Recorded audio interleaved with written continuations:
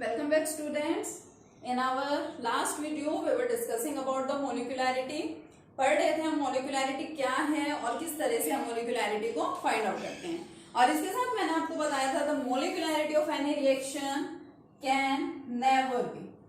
molecularity नहीं हो सकती कभी भी जीरो, नेगेटिव और इन फ्रैक्शंस। जीरो भी नहीं होगी, नेगेटिव भी नहीं होगी और फ्रैक्शंस में भी नहीं होगी। ठीक है, रीजन मैं आपको एक्सप्लेन कर चुकी थी। अब देखिए मोलिकुलैरिटीज के साथ ही मैंने आपको बोला था कि ज्यादा से ज्यादा आप क्या देखते हैं, आप यूनिमोलिकुलर रिएक्शंस देखते हैं, मींस रिएक्शंस जिसमें मोलिकुलैरिटी 1 है। बाई मोलिकुलर आप देख लेते हैं, आप ट्राई मोलिकुलर देखते हैं, लेकिन उससे ज्यादा रिएक्शंस आप नॉर्मली नहीं देखते हैं। क्यों? मतलब कि ऐसे रिएक्शंस नहीं इजिली होते हैं या बिल्कुल नेग्लिजिबल ही है जिसमें मोलिकुलैरिटी क्या आ जाए, 4 आ जाए। देखिए क्या रीजन है उसका। अगर मैं बात करूं यूनिमोलिकुलर रिएक्शंस की, मतलब कि मोलिकुलैरिटी क्या होगी, वहां पे मोलिकुलैरिटी विल बी 1 होगी मोलिकुलैरिटी यूनिमोलिकुलर रिएक्शंस में। अब देखिए सपोज ये मेरे पास कोई रिएक्टिंग स्पीसीज है, एटम, आयन और मॉलिक्यूल कुछ भी हो सकता है। अब अगर इसकी मोलिकुलैरिटी 1 है यानी एक ही मेरे पास ये सब्सटेंस प्रेजेंट है, और जब मैंने मोलिकुलैरिटी को डिफाइन किया था तो मैंने क्या बोला था कि एलिमेंट्री रिएक्शंस होने चाहिए और उसमें क्या है, जो रिएक्टिंग स्पीसीज है उनको आपस में कोलाइड करना है, उनके अंदर कोलिजन्स होंगे, तब जाकर के केमिकल रिएक्शन होगा। लेकिन देखिए यूनिमोलिकुलर रिएक्शंस में जहां पे मोलिकुलैरिटी 1 है उस केस में तो क्या है, एक ही तो आपके पास यहाँ पे सब्सटेंस प्रेजेंट है, एक ही रिएक्टिंग स्पीसीज है, उसको किसी से टकराना नहीं है, किसी से कोलाइड नहीं करना, तो प्रोडक्ट्स कब बनेंगे, कितनी देर में बनेंगे, सब इसी पे ही डिपेंड करता है। इट मींस इस टाइप के रिएक्शंस बहुत जल्दी हो जाते हैं और इस टाइप के रिएक्शंस की प्रोबेबिलिटी सबसे ज्यादा आपको मिलेगी कि ये किसी और पे डिपेंडेंट नहीं है कि दूसरा भी कोई आपके पास में रिएक्टिंग स्पीसीज, रिएक्टिंग सब्सटेंस है, उसके साथ में कोलिजन करना है और फिर जाकर के क्या बनेंगे, प्रोडक्ट्स बनेंगे। इसलिए ये तो यूनिमोलिकुलर की बात हो गई। अगर हम बात करते हैं जिनकी मोलिकुलैरिटी क्या होगी, 2 होगी, मींस बाइमोलिकुलर रिएक्शंस। अब बाइमोलिकुलर रिएक्शंस में कोलाइडिंग स्पीसीज या हमारी जो रिएक्टिंग स्पीसीज है वो क्या है, ये 2 हैं। अब इन दोनों को एक दूसरे के क्लोज आना है और टकराना है, तो हमें नहीं पता कितने टाइम में ये दोनों एक दूसरे के क्लोज आएंगे, कब जाकर के ये आपस में टकराएंगी। ठीक है, साइमल्टेनियस कोलिजन, ठीक है, कब ये आपस में टकराएंगी जाकर के और फिर कब प्रोडक्ट बनेगा। तो पॉसिबिलिटी होती तो है कि दोनों को कभी ना कभी तो आना ही है एक दूसरे के कॉन्टेक्ट में और फिर क्या करना है, कोलाइड करना है, तो प्रोडक्ट्स तो बनने ही है, केमिकल रिएक्शन तो होना ही है। लेकिन इससे अगर कंपेयर करें तो पॉसिबिलिटी या प्रोबेबिलिटी क्या होती है, थोड़ी सी कम हो जाती है। लेकिन अगर हम और आगे बढ़ें, हम बात करें उन रिएक्शंस की जहां पे मोलिकुलैरिटी क्या है, 3 है, मींस ट्राई मोलिकुलर रिएक्शंस की अगर मैं बात करूं, ठीक है, मोलिकुलैरिटी यहाँ पे क्या है, 3 है। अब इस केस में देखिए 1, 2 एंड 3, अब तीनों को क्या शो करना है, साइमल्टेनियस, इसलिए मैंने ये वर्ड लिखा था साइमल्टेनियस कोलिजन करना है, तीनों को एक दूसरे के साथ टकराना है। तो हमें नहीं पता कब ये तीनों एक दूसरे के क्लोज आएंगे और कब आकर के वो एक दूसरे के साथ टकराएंगे। तो इन दोनों के कंपैरिजन में इसकी पॉसिबिलिटी या इसकी प्रोबेबिलिटी क्या होती है, बहुत कम हो जाती है। और इससे और ज्यादा एज्यूम करना कि 4 अलग अलग रिएक्टिंग स्पीसीज है और उनको आपस में कोलाइड करना है, तो ये पॉसिबल नहीं है, ये ऑलमोस्ट नेग्लिजिबल होता है। तो ज्यादा से ज्यादा हम क्या देख लेते हैं, मोलिकुलैरिटी 3 तक हम देख लेते हैं। और आप इस टाइप के भी रिएक्शंस देखते हैं, कई बार ऐसे लिख दिया जाता है thrice of A plus 5 of B plus twice of C reacts together for the formation of 6 of D and 7 of E। अब इस टाइप के रिएक्शंस क्या हैं, होते तो इस टाइप के भी रिएक्शंस हैं, लेकिन ये रिएक्शंस किसमें आ जाते हैं, कॉम्प्लेक्स रिएक्शंस में आ जाते हैं, ये एलिमेंट्री रिएक्शन नहीं होते। क्यों? क्योंकि 3 A मॉलिक्यूल्स को 5 B मॉलिक्यूल्स के साथ और 2 C मॉलिक्यूल्स के साथ कंबाइन करना है, मींस इतने सारे सब्सटेंसेस को, इतनी सारी रिएक्टिंग स्पीसीज को एक दूसरे के क्लोज आकर के क्या करना है, कोलिजन करना है। तो जनरली पॉसिबल नहीं होता है, कॉम्प्लेक्स रिएक्शन है, फिर ये डिफरेंट स्टेप्स में होता है। हो सकता है सबसे पहले क्या हो, एक A एक B के साथ कंबाइन हो, ठीक है, या 3 A एक दूसरे से सेपरेट हो, C के साथ इनका कॉम्बिनेशन हो जाए, तो पॉसिबिलिटी कुछ भी हो सकती है। और अगर आपको कॉम्प्लेक्स रिएक्शन के केस में भी मोलिकुलैरिटी फाइंड करनी है, हालांकि उसका कोई मतलब नहीं है फाइंड करने का, बट फिर भी अगर आपको फाइंड करनी है तो हमें हेल्प लेनी पड़ती है किसकी, मैकेनिज्म ऑफ द रिएक्शन। फिर भी अगर हमें मोलिकुलैरिटी फाइंड करनी है तो हम किसकी हेल्प लेंगे, रिएक्शन के मैकेनिज्म की। और रिएक्शन के मैकेनिज्म में जो होता है स्लो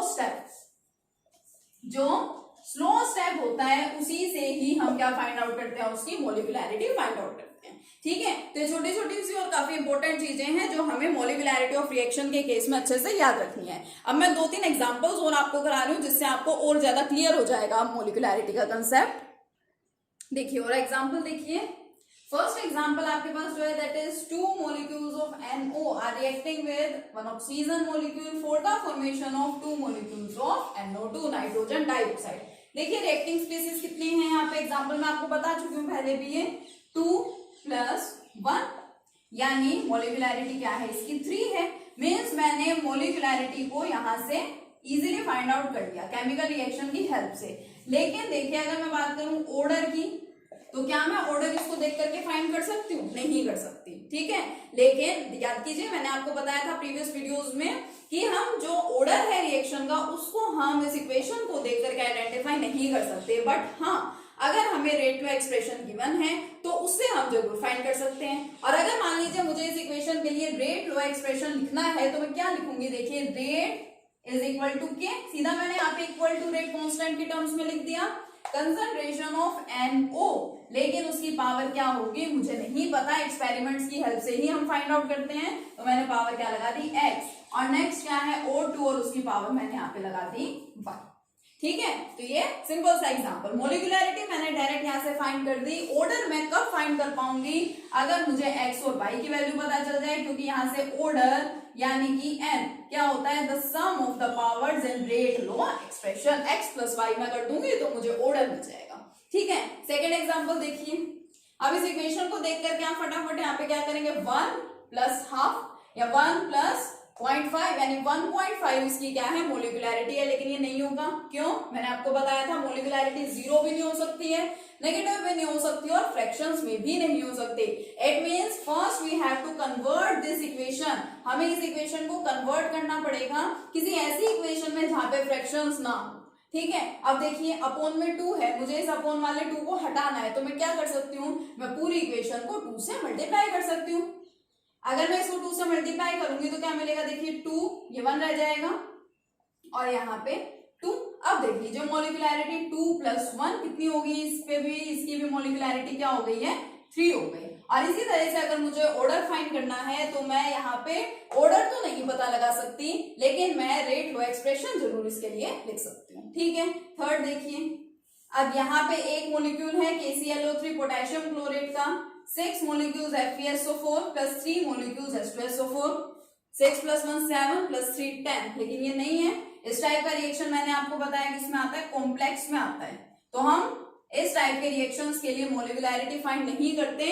फिर भी अगर आप फाइंड करना चाहें तो फिर आप क्या करेंगे, आप मैकेनिज्म की हेल्प लेते हैं। तो इस तरीके से हम क्या कर सकते हैं, मोलिकुलैरिटी इजीली फाइंड कर सकते हैं। अब देखिए स्टूडेंट्स, अब हम ऑर्डर ऑफ द रिएक्शन को डिटेल में स्टडी कर चुके हैं, मोलिकुलैरिटी ऑफ द रिएक्शन को डिटेल में स्टडी कर चुके हैं।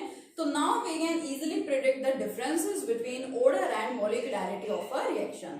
अब हम किसी रिएक्शन के ऑर्डर और मोलिकुलैरिटी को इजीली क्या कर सकते हैं, डिफरेंशिएट कर सकते हैं। देखिए फर्स्ट डिफरेंस क्या है, it is the sum of powers in rate law expression.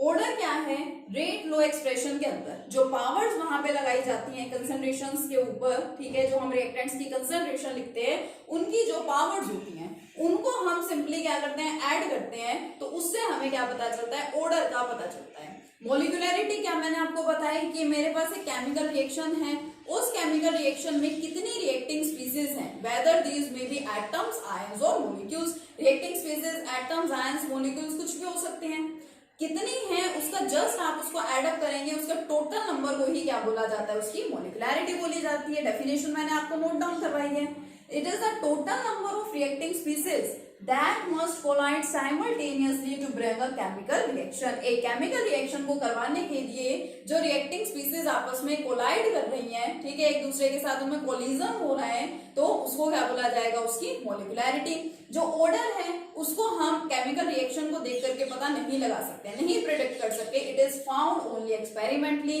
और मोलिकुलैरिटी को हम सिंपली कैलकुलेट कर सकते हैं by adding the number of reacting molecules. तो molecularity can be calculated by simply adding the number of reacting molecules in a chemical reaction. एक chemical reaction में जो रिएक्टिंग स्पीसीज हैं उनको सिंपली हम क्या करें, ऐड कर दें, तो हमें क्या मिल जाएगी, मोलिकुलैरिटी मिल जाएगी। जाएगी।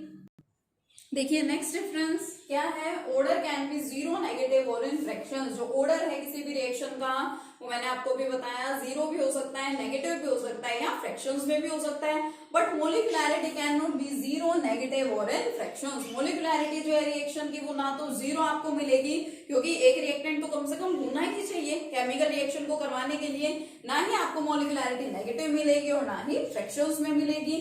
And next, order is applicable to elementary as well as complex reactions. Order के केस में ऐसा कुछ नहीं है कि आप सिर्फ एलिमेंट्री रिएक्शंस के केस में ही फाइंड आउट कर रहे हैं। एलिमेंट्री जो कि सिंगल स्टेप में होते हैं और complex which takes place in 2 or more than 2 steps, किसी भी टाइप के रिएक्शन के लिए जो ऑर्डर है वो एप्लीकेबल होता है। But molecularity is applicable only to elementary reactions. Molecularity हम किसके लिए फाइंड आउट करते हैं, सिर्फ एलिमेंट्री रिएक्शंस के लिए। तो ये कुछ डिफरेंसेस थे ऑर्डर और मोलिकुलैरिटी में, ठीक है। तो ऑर्डर एंड मोलिकुलैरिटी के टॉपिक को अच्छे से स्टडी कीजिए। नेक्स्ट वीडियो में हम मिलेंगे अपने नेक्स्ट टॉपिक के साथ, तब तक कीप लर्निंग। Thank you.